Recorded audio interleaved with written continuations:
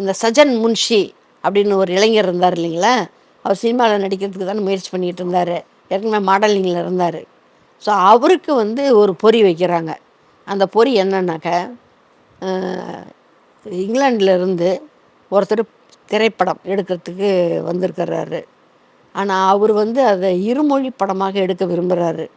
ஒன்று உருதுல, இன்னொன்று ஆங்கிலத்தில். ஸோ இதில் வந்து கதாநாயகராக நடிக்கிறதுக்கு இவருக்கு சம்மதமா அப்படின்னு சொல்லிட்டு கேட்குறாங்க. கேட்ட உடனே இவர் பேச்சுவார்த்தை நடக்குது. அது முழுக்க ரெக்கார்ட் ஆகுது. அந்த பேச்சுவார்த்தையில் வந்து சஜன் முன்ஷி என்ன சொல்கிறாரு, நான் நடிக்கிறேன் அப்படின்றார்.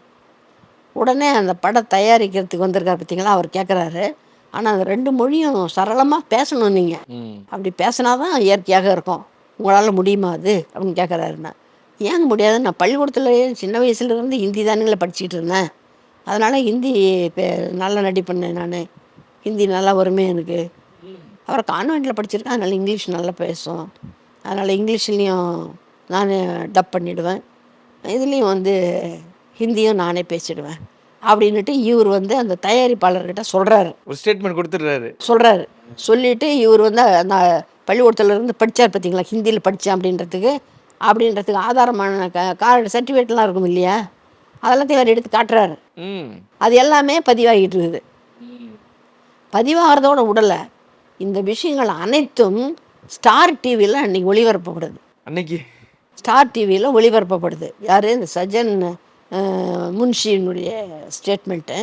அதே மாதிரியாக மற்றவர்கள்லாம் சொல்கிறாங்க பாருங்கள், ஐயோ நாங்கள் வேறு மாதிரி சொல்லியிருந்தோம்னாக்க எங்கள் குடும்பமே போயிட்டுருக்கோங்க, என்னங்க பண்ணுறது, ஒரு அவசரத்துக்கு எங்களுக்கு இவ்வளோ பணம் கொடுத்தாரு, ஸோ அதனால் நாங்கள் அந்த மாதிரி சொன்னோம் நாங்கள் அப்படின்றது மாதிரியாக அவங்க சொல்கிறது முழுக்குமே பதிவாகி இருக்குது. உடனே பெரிய எல்லா பத்திரிகையும் எழுதி எல்லா இதுலையும், அன்றைக்கெல்லாம் நம்மளுக்கு இந்த மாதிரி சமூக ஊடகங்கள் கிடையாது. ஆனால் மற்ற பத்திரிகையில் எல்லாத்துலேயும் எழுதுகிறாங்க. நம்ம ஹிந்துவில் கூட எழுதியிருக்காங்க, இந்த இதை கண்டித்து இந்த மாதிரியாக வந்து ஒரு வழக்கு விசாரணை நடந்திருக்கவே கூடாது. உடனே காவல்துறையினர் வந்து அப்பீலுக்கு போகிறாங்க. அப்பீலுக்கு போய் இந்த வந்து ஹைகோர்ட்டுக்கு எடுத்துகிட்டு போகிறாங்க. ஸோ ஹைகோர்ட்டில் வந்து இந்த கேஸ் எல்லாம் விசாரிக்கும் பொழுது அந்த 32 பேர் பிறல் சாட்சி மானாங்க பார்த்தீங்களா, அவங்கெல்லாம் மறுபடியும் அந்த பெல்ட் அடிக்கிறாங்க.